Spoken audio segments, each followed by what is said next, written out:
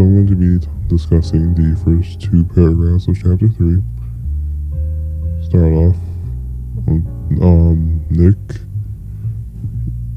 starts off this chapter by talking about what he has observed of a Gatsby party before actually going to a Gatsby party, which he is invited to and goes to later in the chapter. So we can have the set of beliefs, not exactly beliefs, but images that he's going to have going into the party before he actually goes to it. So this allows for the reader to contrast what he has initially observed to what he actually sees as he goes to a Gatsby party. So Nick points out some key details of Gatsby parties, such as he notices that a lot of people spend these parties. Well, first I should mention that there's several of these parties. From the way Nick puts it, it sounds about like there's a party every weekend during the summer. He says that he hears music through the house of his neighbor, like through the summer nights, plural.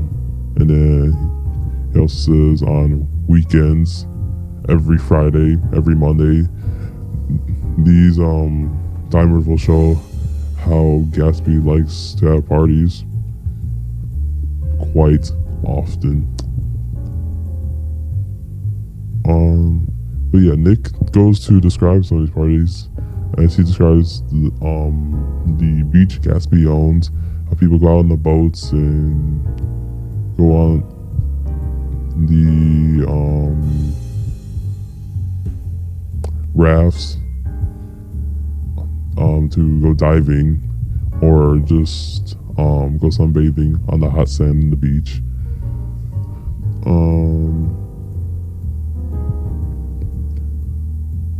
But Nick describes all these things that Gatsby owns, which shows his wealth to others. He also describes how many people are attending these parties through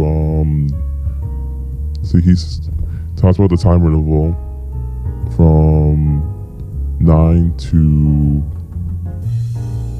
midnight that his Rolls Royce became an omnibus.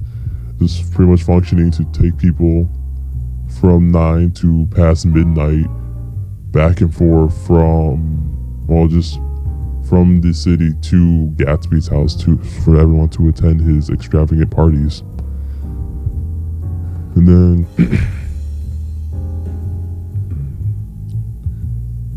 he also said,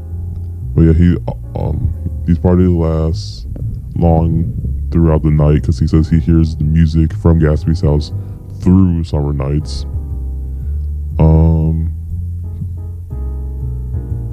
And then he says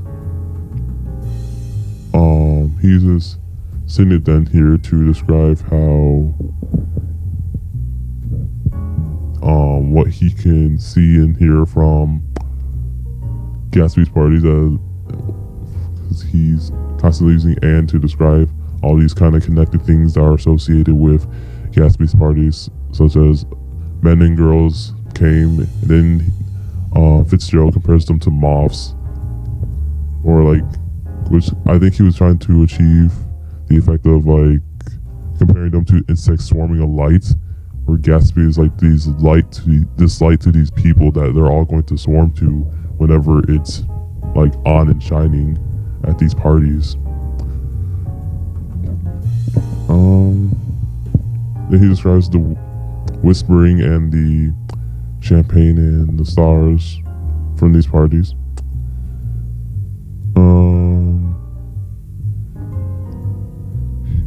He also describes how party happens on the weekend, then Monday happens to be cleanup day. Not by Gatsby himself, of course, because he has 8 servants and an extra gardener to help mop, scrub, fix the garden, and then repair all the damage that has been done from the night before. He also spends a paragraph describing these oranges that Gatsby gets. Oranges and lemons, I should say. Says that every Friday, so first day of the weekend, first day of the party, he gets 5 crates of oranges and lemons from a fruit in New York.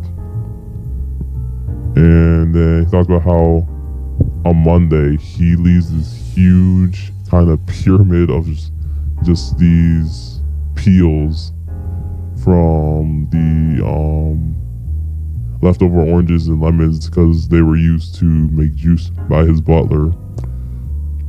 Since like Gatsby's not doing this all himself, he's having his servants do all this work for him. It's again part of the cleanup process on Monday.